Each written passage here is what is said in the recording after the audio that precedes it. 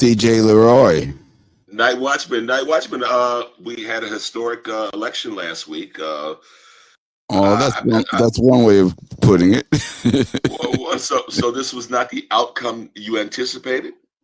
Unfortunately, I had a feeling it was going this way. So I did not listen to any of the election returns that night. I just said I'll wait for the morning and find out, what's going on.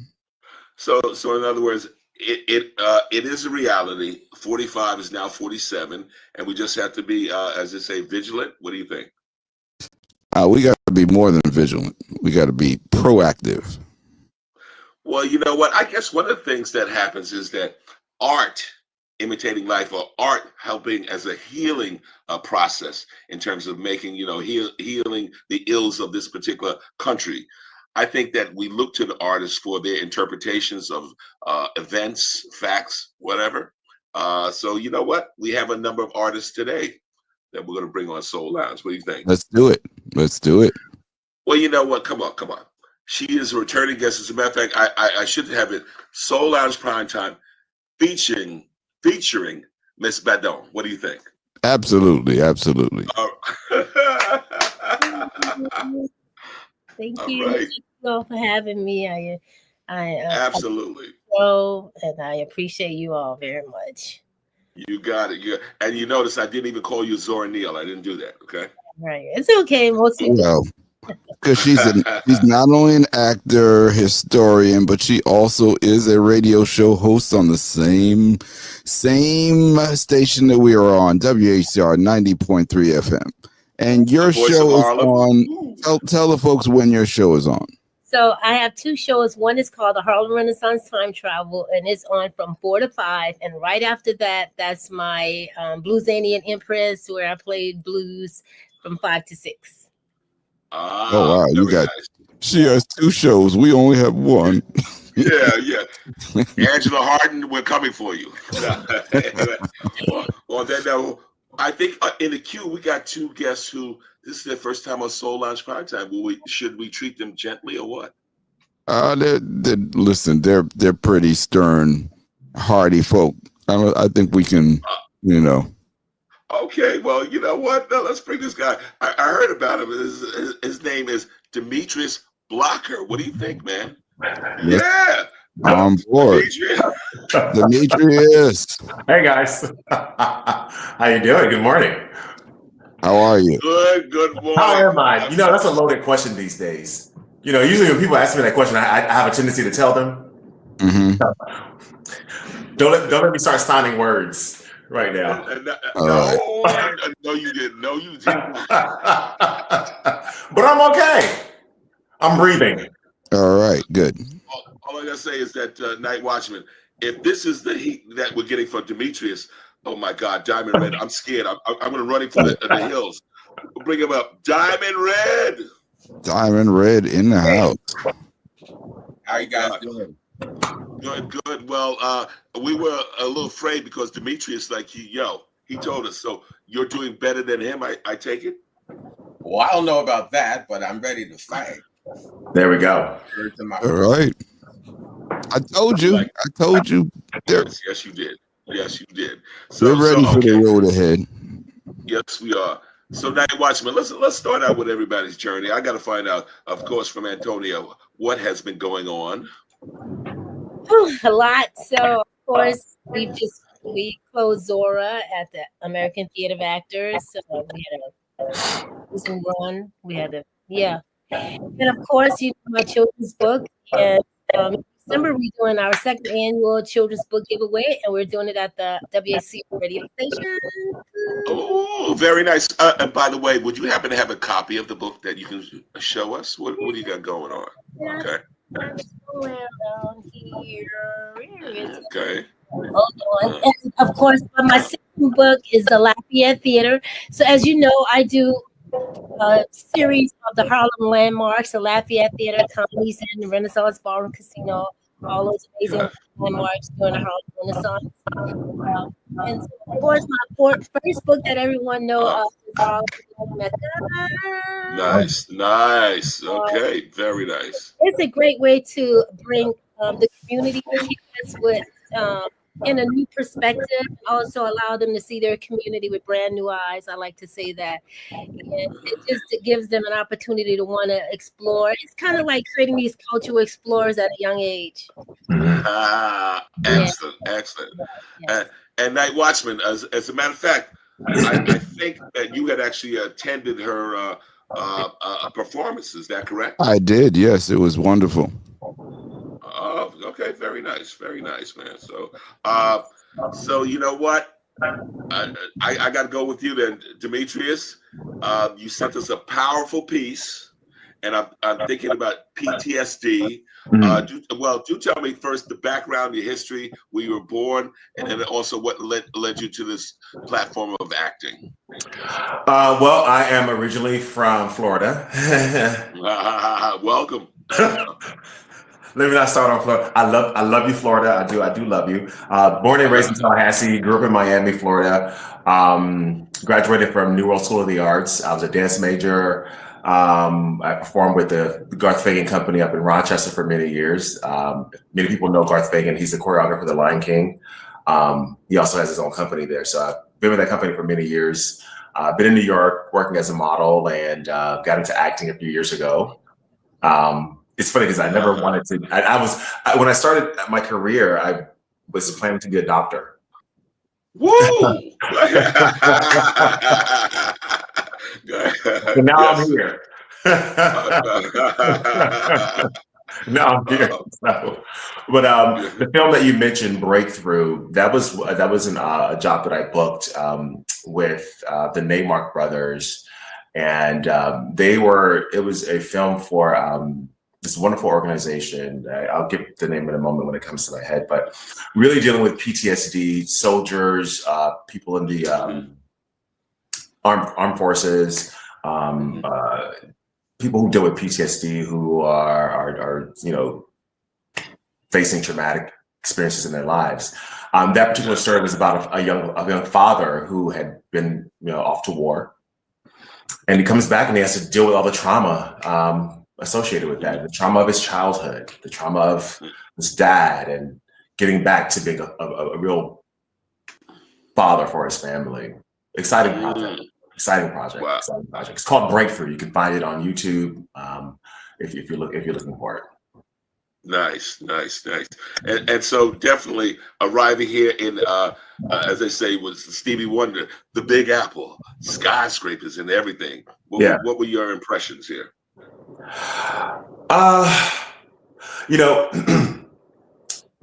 Growing up in Florida, my first idea of New York was remember the movie Harlem Nights?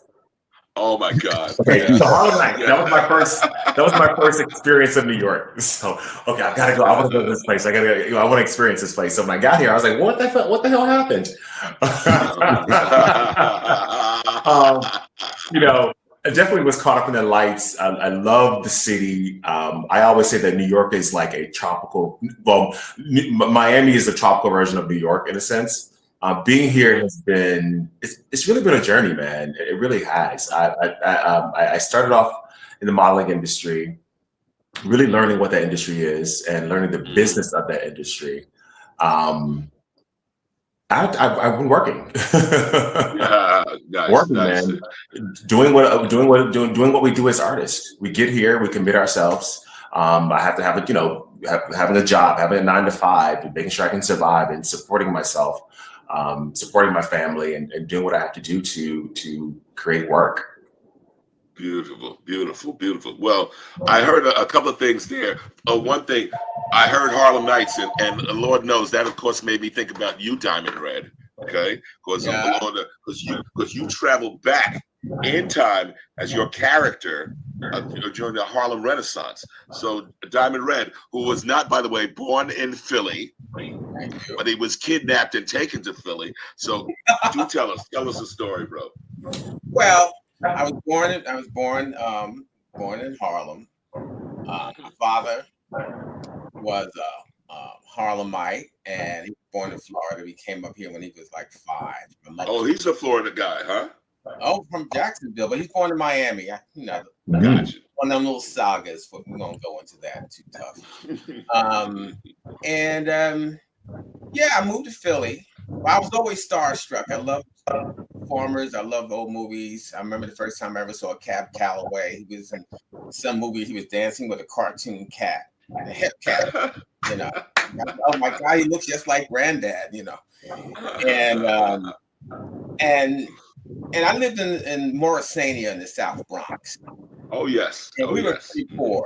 You know, with my mother and 3 kids, but we had so much fun in the street, dancing, singing, and that was the 1960s. So I'm an old head, so that was a very vibrant, colorful time. It was so exciting, and I was a very good dancer.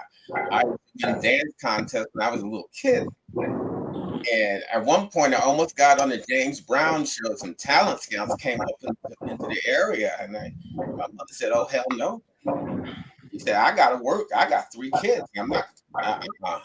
And she whooped my behind for bringing strangers to the house.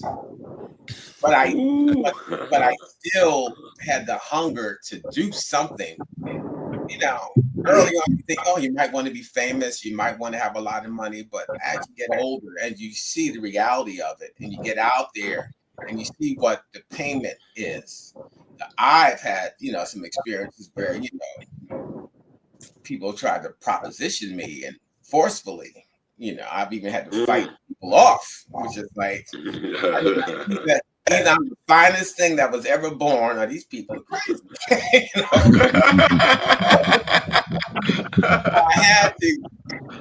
has to be art for art. It has to be honest. It has to be true. It has to be.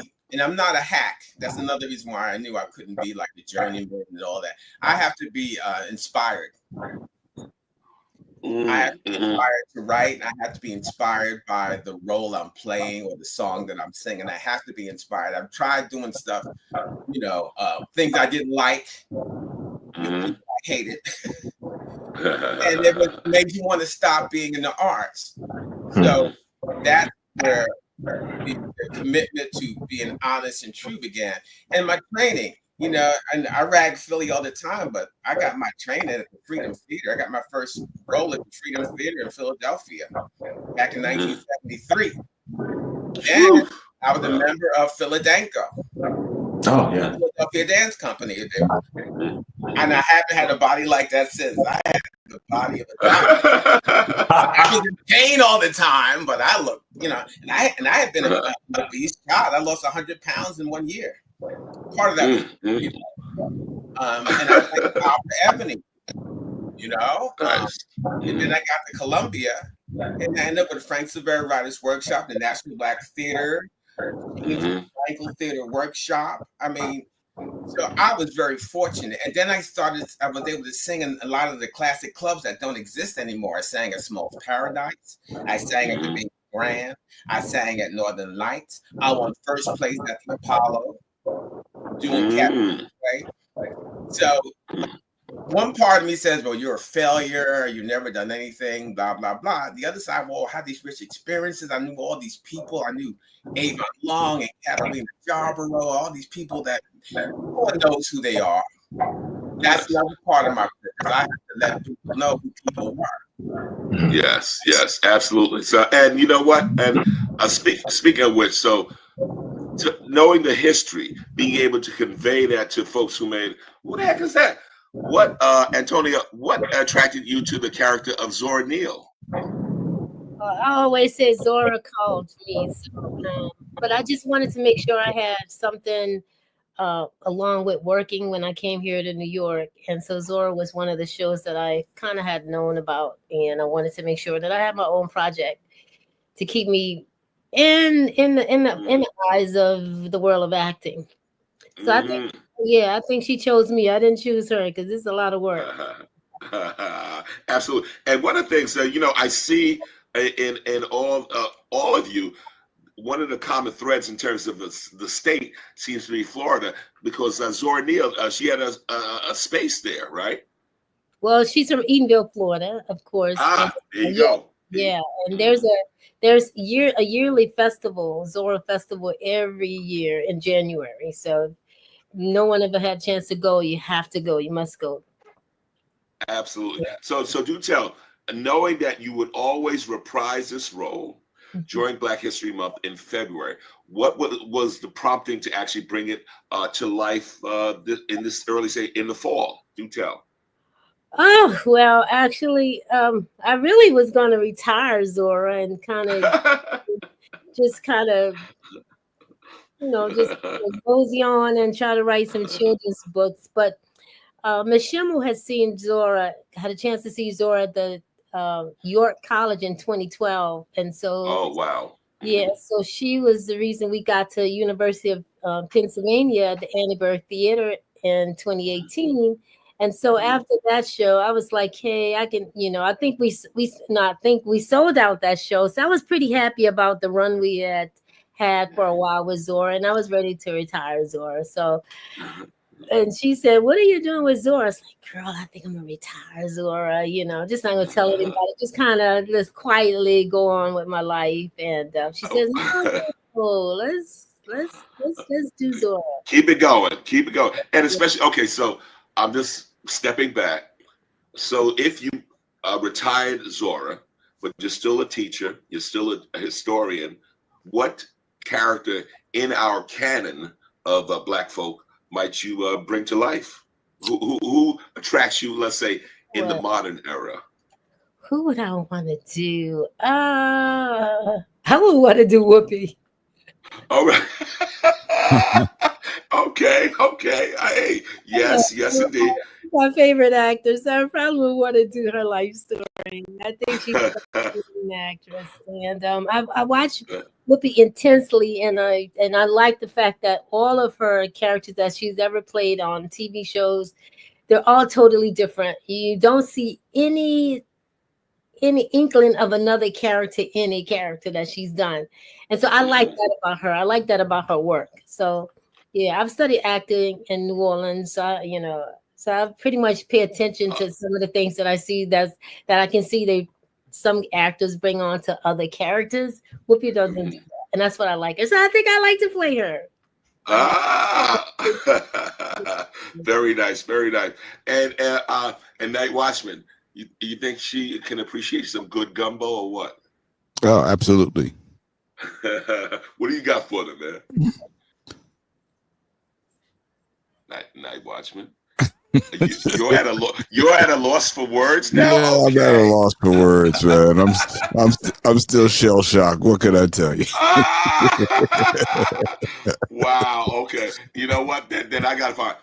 Certainly, we know that we've seen this particular transformation for guys who might have been, like, say, rappers to suddenly going to stage and or screen, and so I haven't heard as much in terms of, let's say, models staged and screened.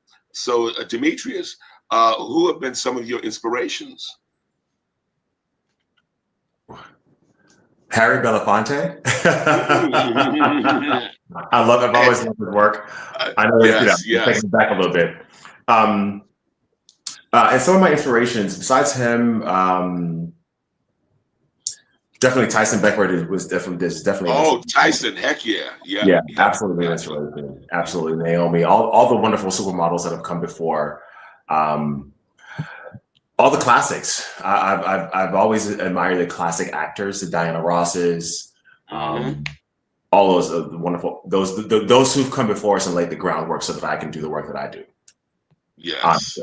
I think it's important that we recognize those people who've come. It's so many, it's hard for me to name everybody, but it's so many who've come before us and who really put in the work so that I can stand here. Like you said, Whoopi Goldberg, definitely, an inspiration. I remember reading one of her books years ago, amazing book that talks about her life and the struggles and challenges that she went through as a young mother and going through the welfare system, and how she really had to put her time in it. She really worked, and she didn't give up to get what she is now. So the Danny Glovers, I mean, I can go on and on and on. And on. And I want to say this, I think it's important to recognize those other people who've come before us, but also in my life, the people who've been my greatest inspiration are the people who will never probably get the recognition. And I'm talking about my mentor who passed away a few years ago. His name is Walter Baskin, beautiful brother who saw something in me, who took me under his wings and said, you know what? I'm going to mentor you. I'm going to teach you about finances. I'm going to give you a job. I'm going to make sure that you have stability. As I was in school, Walter was this amazing CEO. He was the CEO of an organization that sheltered foster kids, abused, abandoned kids in Miami. And we basically provided housing for these kids. We provided housing, education, tutoring, food, clothing, whatever they needed. While I was in college, I worked as his assistant. Nice. And what he did, he said, well, Demetrius, so do you have a car? And I was like, well, no, I just take the bus every day. He said, no. You need to get a car. I'm going to make sure you have a job. I'll hire you, make sure you have a job, make sure you can provide for yourself. This man, my dear mentor, made sure that I had a place to live. Wow. He took me to all of his board meetings and helped me set myself up for success.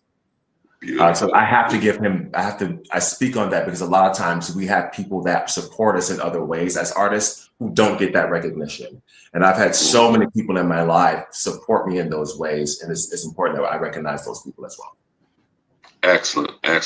And now, and also, go ahead, Night Watchman. Go ahead. Yeah, I wanted to ask you guys, how do you balance out the business side with the creative side? Because, there's a certain amount of hustle that you have to have. Most actors I know are not just actors. They're actors / writers, actors / singers, actors / radio hosts. So how do you find that balance between following your creative inspiration and dealing with the day-to-day elements of making sure that you're sustainable and making sure that the rent is covered and then just interacting with the world on that basis? Go ahead, Demetrius. I was going to say, my experience has been take what you have and make it work. So yes, I am an actor. Yes, I'm a model. Yes, I'm a dancer. Yes, I'm a bartender. And pretty good one. Pretty good one. I believe that there's a way that you can take your gifts and make them work for you. So I've been able to take the creative work. As far as being an actor, I work with children who are neurodivergent as well. So I take the work that we do as the actor, the model, the singer, all of those things, and I put it into the classroom to work with students. So I'm using my talent to support me in other ways as well. So I think that's one of the ways that helps the work. Beautiful. Diamond Red. The same question? Same question. Yes. Mm-hmm.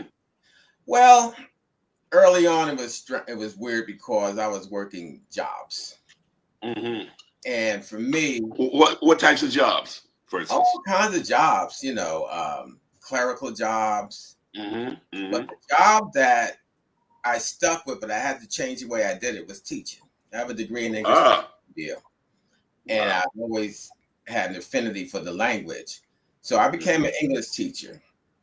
First, as a substitute in Philly, yikes. Then a substitute in New York, yikes. One school I had to leave because I guess I was at fault, but this kid, this kid had hit this girl, and I told him, I said, "You're not supposed to ever hit a girl," and he spat in my face. Ooh, Lord. So I took the rule and I hit his hand. I said, "Don't you ever do that again." His father came looking for me with a gun. And so that was the end of being a sub. But for the past 20 years, I've been I've worked in adult education, working as an English teacher for DC 37, and last few years working from home, working remotely. Yes, and it's just so satisfying when you realize you're helping people get their education. And I was working with a wonderful lead teacher named Margaret, a Haitian sister. And she was a math teacher. She was boom, boom, boom. Now, Fred, we got to do this. They got to get their GEDs. They got to go to college. And she had a thing where as soon as they got their diplomas, the GED diplomas, they had to bring it in so Margaret could Xerox it and put it on the wall. So after a while, we were teaching out at Kings County Hospital. And we had the wall just plastered with diplomas.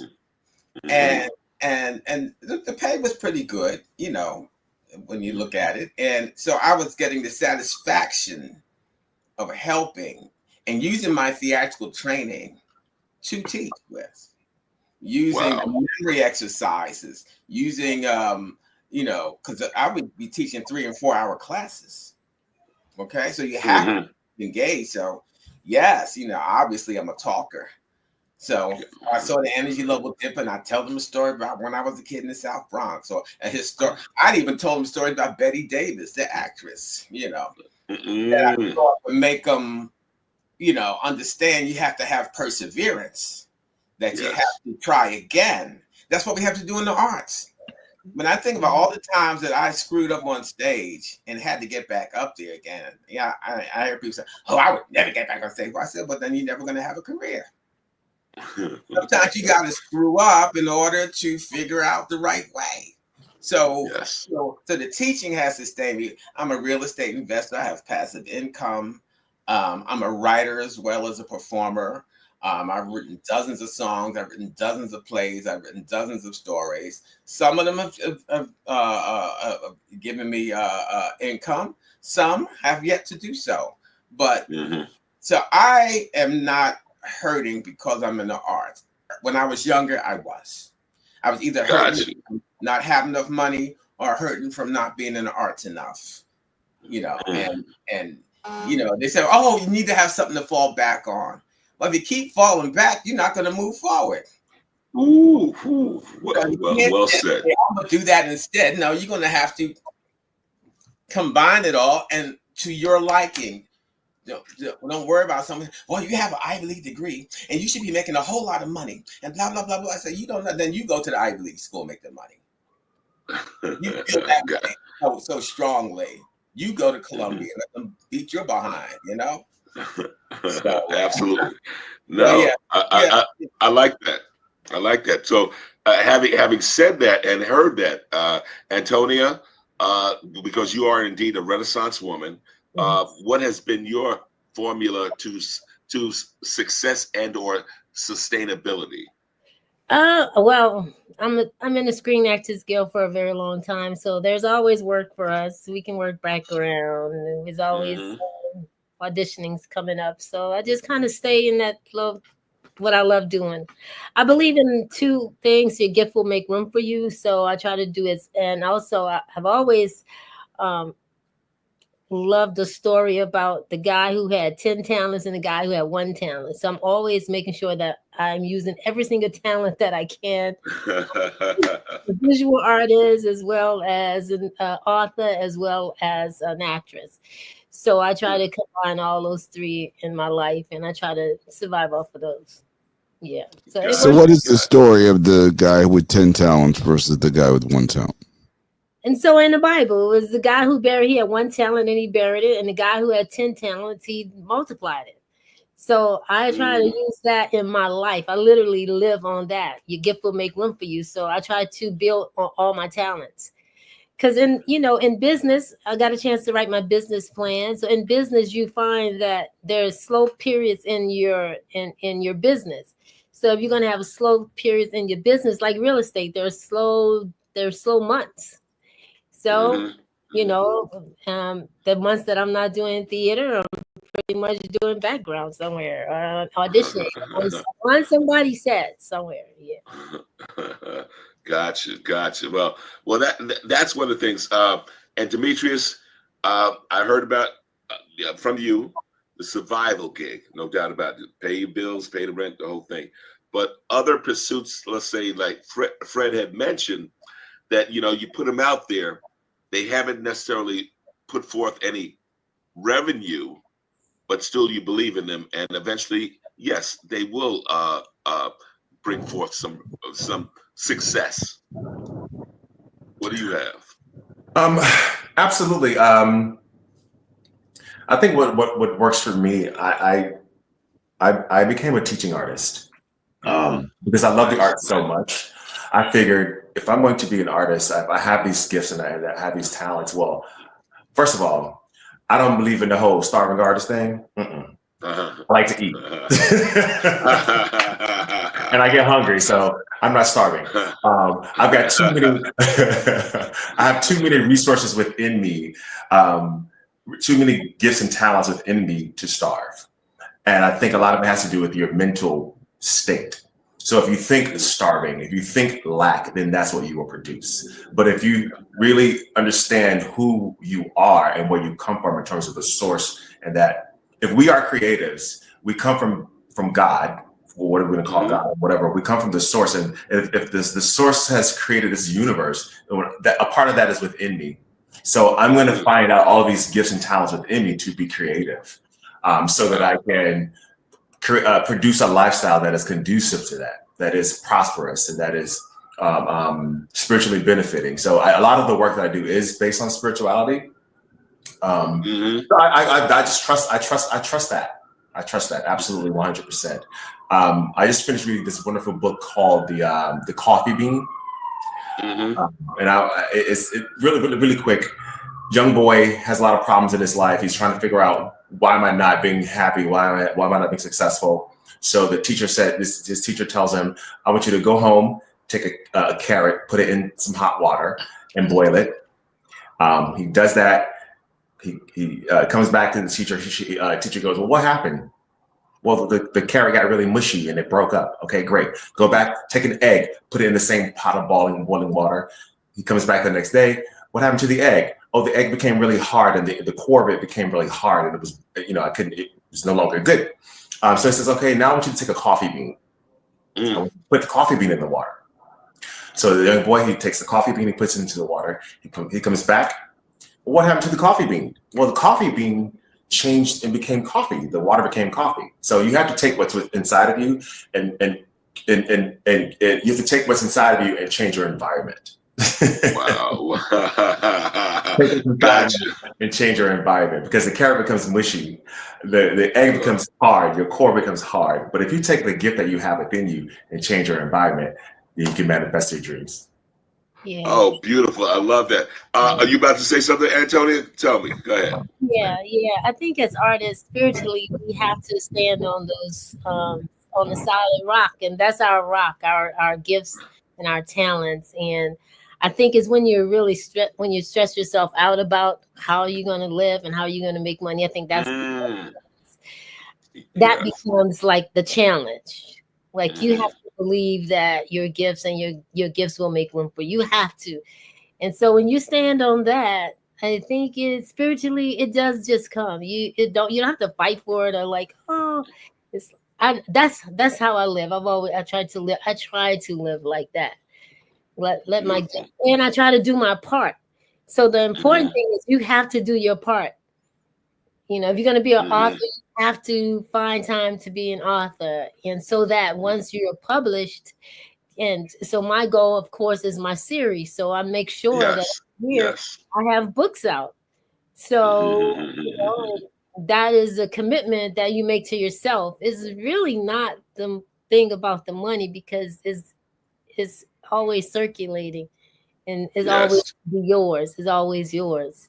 I think it's when we set ourselves up as artists, trying to figure out where it's going to come from. That's not your part. You're not supposed to figure out where it's going to come from. Gotcha. And Night Watchman, go ahead, Antonia. Yeah, you're supposed to let the universe do its part. And sometimes people have a hard time getting into that belief. But that comes with practice. Just like you practice something every day, you have to practice your faith every day. Beautiful. So I often heard the term, and I'm making the assumption, this is what we talk about in terms of manifesting. Yes. Okay, absolutely. So Diamond Red, what are you currently manifesting?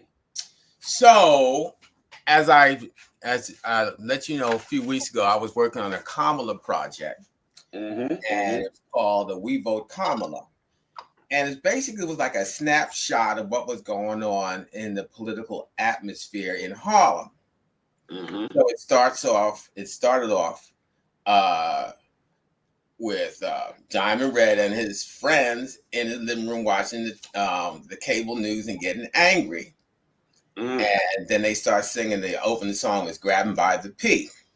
right? And then they would do a bunch of Trump jokes, and then we would talk about why it's important to vote for Kamala Harris. And then I took a song from Pearly, "He Can Do It." I made it "She Can Do It."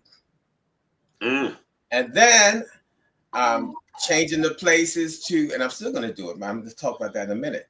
And then a friend of mine named Janice Singleton, who understudied Dee Dee Bridgewater in the original cast of The Wiz. He's a prolific songwriter. She wrote "Deep Inside You," and she gave me that song to use whenever I wanted. She gave me that song 35 years ago. I'll let you know. Wow! And I've been hanging on to it that long.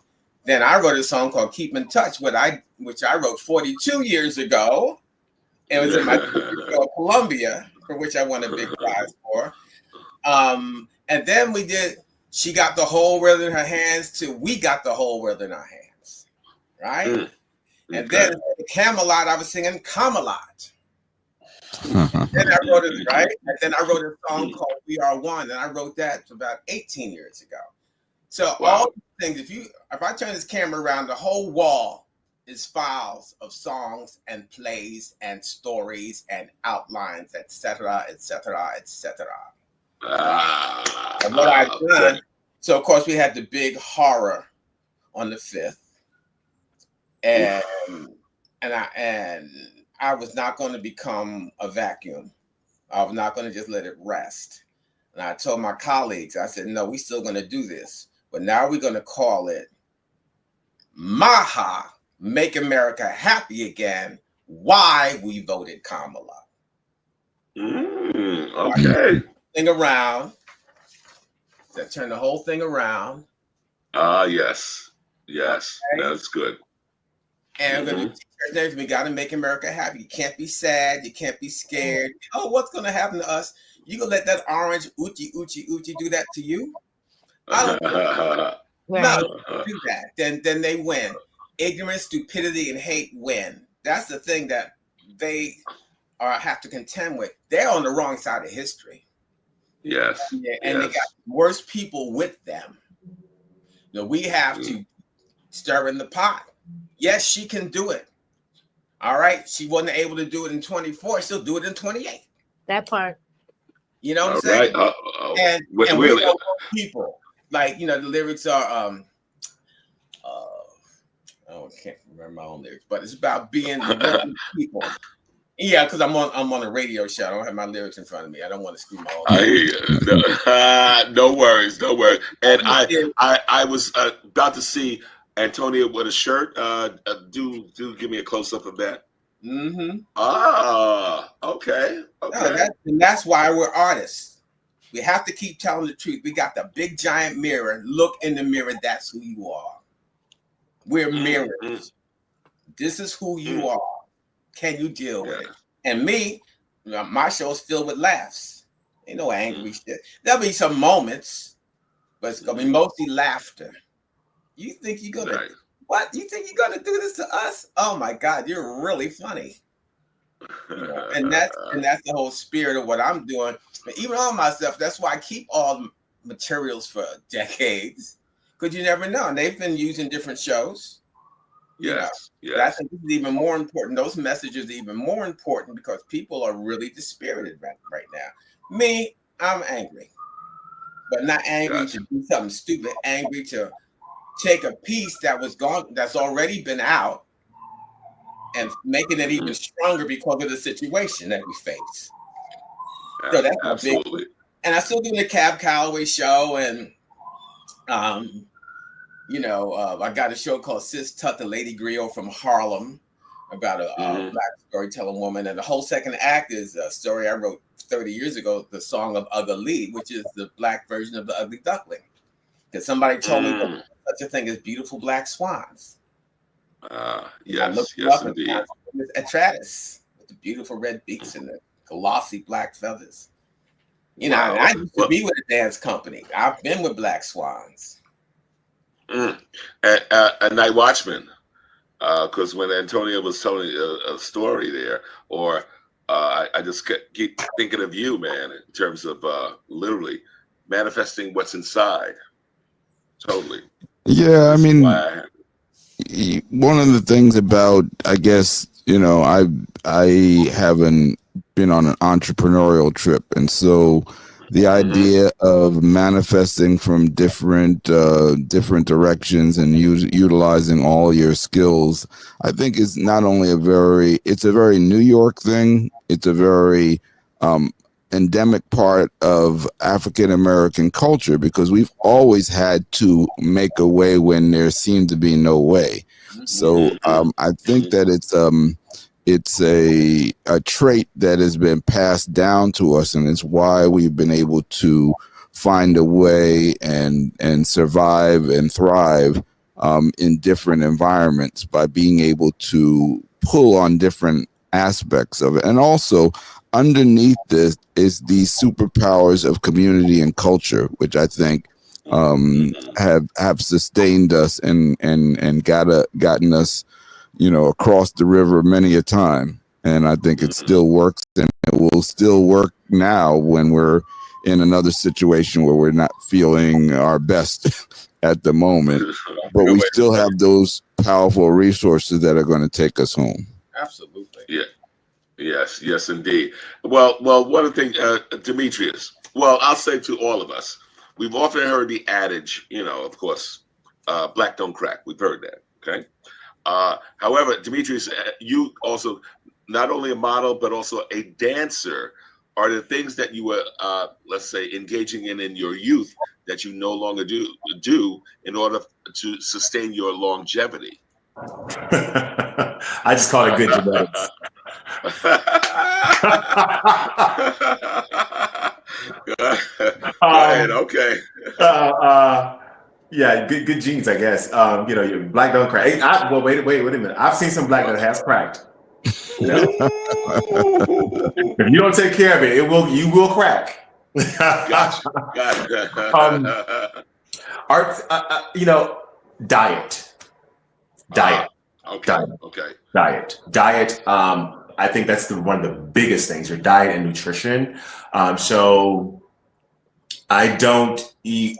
Let's see. Growing up in Florida, you know, the southern cuisine, man. You know, soul food.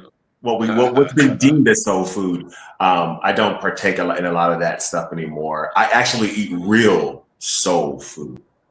I think soul food is food that actually nourishes your body. So I think that's the biggest thing: diet, exercise, hydration. Those are the things that I do now.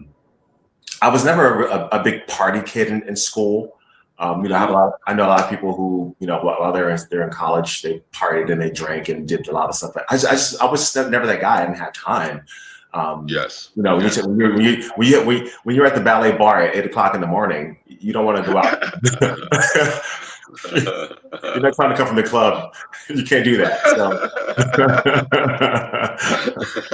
Love it. rest. Yeah. So those are the things that I do now. I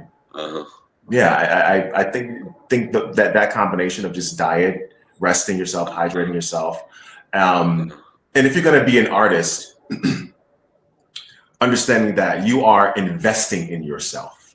Yes. And you have to invest in this physical part that you're residing in. How long do you want to be sustainable? Do you want to sustain your career? And you have to invest in this body. A dancer has to invest in their body. You have to take care of yourself. You have to have the best nutrition. You want to have a spiritual balance. So if not, then you might as well just go play outside somewhere. Go climb some trees. Antonia, as you know, your appearance never seems to fade at all. So do tell what has been your secret? Just trying to be at peace. Just trying to stay at peace. That's it. You know, I have a lot of faith and just trying to stay at peace. I drink a lot of water. I think I do. I really try to. I try to really eat healthy. You know, eat a lot of food, eat a lot of vegetables. Try to eat a lot of protein. So try not to gain so much weight. It's kind of hard to get the weight off. Once it comes on, that's it. Yeah. Yeah. But yeah, I just think I just try to stay in a peaceful state of mind. I try to meditate a lot, and try to pray a lot. I'm an Abyssinian, so I'm always Yeah. in the quiet. Try to sing in the quiet. Try to stay around. Yes. I try to stay around positive people that Mm-hmm. want the best for you and want the best for their lives as well, so that you can have good communication, good conversations, and that you can build on the things that you're trying to do. Yeah, try to Mm-hmm. find a good, healthy group of people like a WACR. That's Ah, right. yes, indeed. The Yes, voice indeed. of Harlem. For sure, for sure. So Diamond Red. Now, knowing Cab Calloway, that brother had abundant energy, and he could do the head swirl with his hair flopping in the air. So, what has been your secret for sustainability, or are you doing those moves in your show? Not the head roll so much anymore. Plus, my hair is not quite as straight as Cab's. My hair kind of just, I got the mulatto hair that stands up, you know. His hair is more towards the Caucasian side. But I did do the hair thing for a while, but I don't know how we did all them years because I was shaking my brains loose. It's not healthy. No, but I think that Demetrius and Antonia, they both have touched upon two things that I believe in. You got to eat healthfully. Every now and then you can be bad, but that can't be an everyday thing. Exercise, especially as a dancer, I'm nowhere near do what I did when I was younger with Philadelphia. I have no problem walking 3 to 4 miles. I have no problem stretching. Yes. I don't eat out a lot. I'm a very good cook, and I use a lot of vegetables. And Curtis, you live up here in Hamilton Heights. You go up and down Broadway, get all kinds of veggies. And that's one True up here. But the other thing that Antonia touched upon is mental health. And if you're unhappy, now Curtis, you know me 30 years. Yep. When I first moved into my apartment, I was working a job I hated with people I couldn't stand. And I looked older then than I do now. It was a constant frown. I was very unhappy. I was very dissatisfied. I was going nowhere career-wise. And it was aging me. And my health was bad. The doctor was someone said, you're doing this, your pressure's up, you're this, you're that, you're blah, blah, blah.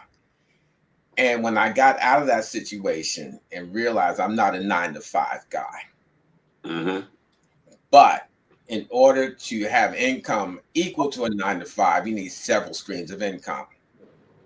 So I got the financial thing handled. And then I stopped being around toxic. And I hate to admit it, I had toxic relatives who really don't like me that much. They say they love you, but their actions say they just don't get you and don't really like you. I said, okay. And so, but they're your relatives. But what I do is I stay in touch by phone and text, and every blue moon I'll pop into Philly and I'll pop right back out. I'll never spend the night in Philly. I know it sounds so drastic and it sounds petty, but it helps me to stay happy. It helps me to be less, when you like this, that ages you. And that and also your being. You have to be positive. Yes. I was very upset when I saw the results of that election. And I still think something funky went on. And I hope they get to the bottom of it. It might be too late, but they need to get to the bottom of it. But instead of getting angry, I hate that. So I said, oh, okay, no. You're going to take this show that you got and you're going to make it even better. And then that's what you're going to attack with. And you're going to have them cracking up. You're going to have them laughing. And then they're going to see the error of their ways. So I have to attack it like that. If I'm around toxic people, I get toxic. If I'm around people that don't like me, I'm sensitive. I'm sorry. Because I don't give a F. Yes, you do. Especially if you got to deal with people. Yes, you do. Yes. So I avoid those situations. I know that sounds kind of like a punk thing to do, but if I don't have to deal with you, and that goes for relatives too, I don't have to deal with you, I will not. And I'll be nice about it. Love you, bye-bye. See you. Gotcha. It's the mental health. That's how you can last. The trick is in show business to last. And if you last, you bring so much to it because you've been through it.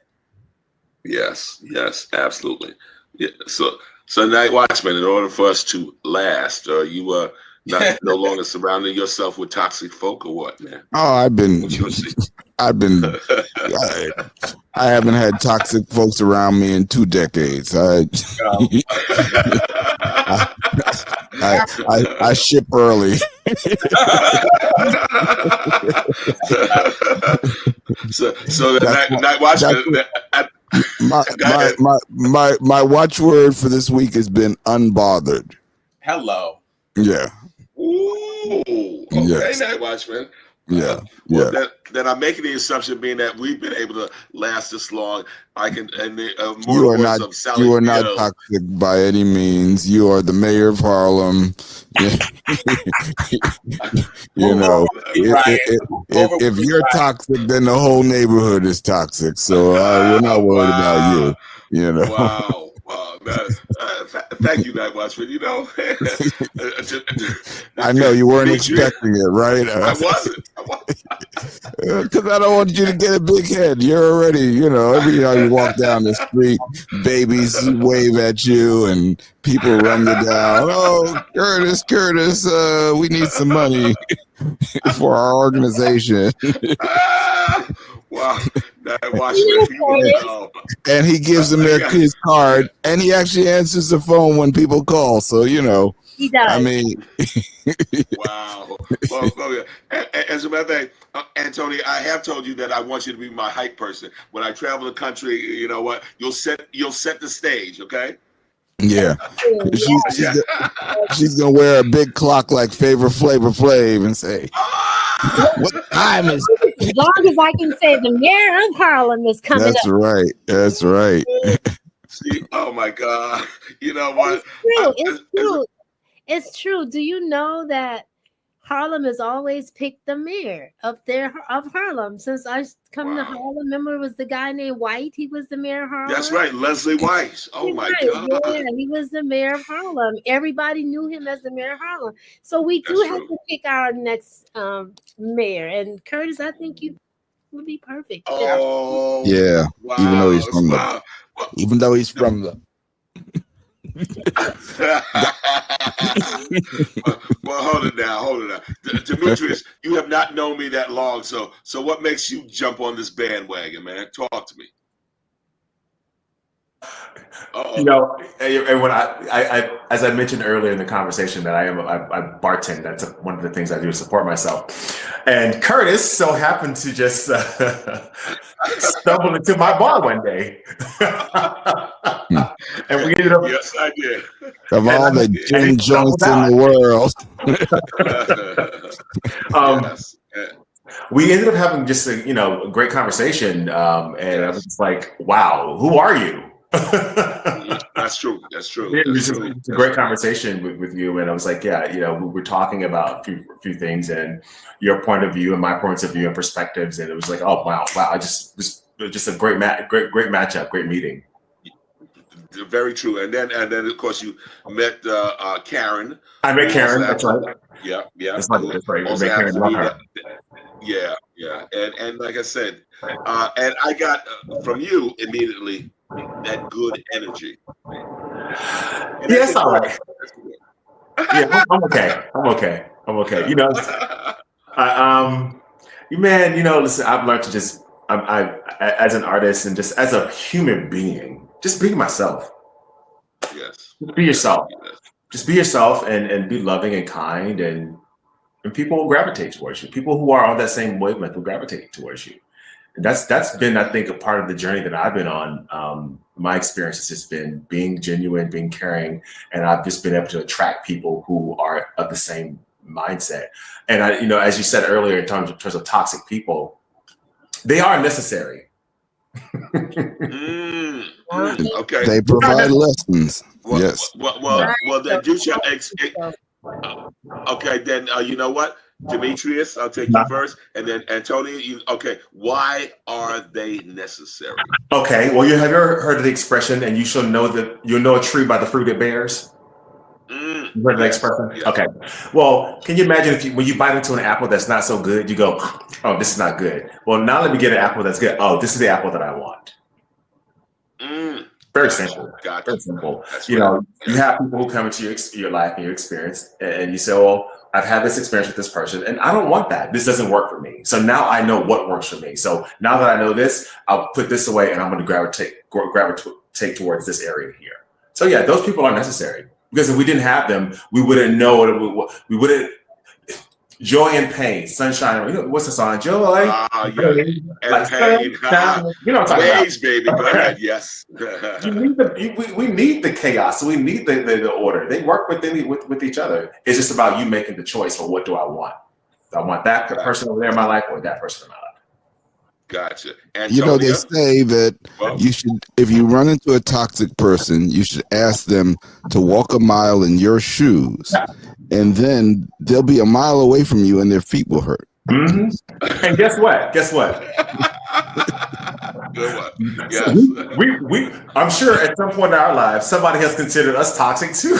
You know what I'm saying? I'm sure somebody has said that motherfucker. I'm that person. You're gonna have to leave a little money in the jar on the way out the door. I gotta leave some money in the jar. I'm sure I've had some toxic moments. You a bad man. Shut your mouth. I'm talking about Demetrius, and you can dig it. You know, it's the experience of life. Yeah. So, Curtis, we're in the lightning round time. We are. We certainly are in the lightning round. So, lady and gentlemen, let's go. In terms of giving me, let's say, a vision for the future. What are you working on? What do you got cooking? The vision for 2025, and let it not be a project. Yes. Ooh, wow. That's a bar. That's a bar. Okay. Antonia, what you got cooking? Talk to us. Okay, so I want to make sure Zora gets to Broadway, keep Zora on the college circuit, keep my books out there, my walking history wearables, and just of course keep my visual work out there as well. Just kind of just staying focused and just doing what my calling and my ministry has for me to do. And I think Zora is a ministry, my books are ministry, my walking history wearables are ministry, and my visual work is a ministry. So just staying focused with that. I think that's enough to keep me busy. Beautiful. Diamond Red, what you got cooking? Well, like I said, I'm gonna move ahead with Maha, Make America Happy Again. Tut, the lady girl from Harlem, and we got Cab and Blanche, the Fabulous Callaways, and there's a myriad of things behind those, but those are the ones, and then all the music that goes with those productions we are going to release. I've been in a recording studio. Heads up, there's a wonderful recording studio, 161st and Amsterdam Avenue, called Studio 777, New York City. They are fantastic. They're in the hood. Wow. It's state of the art, and the rates are very reasonable. The engineer is fantastic. So I'm recording, I'm rehearsing, I'm setting up my channels, I'm setting up everything to go full speed ahead, especially now. Beautiful, beautiful. And of course, Demetrius, what's cooking? What's cooking 2025? Be alive, for one.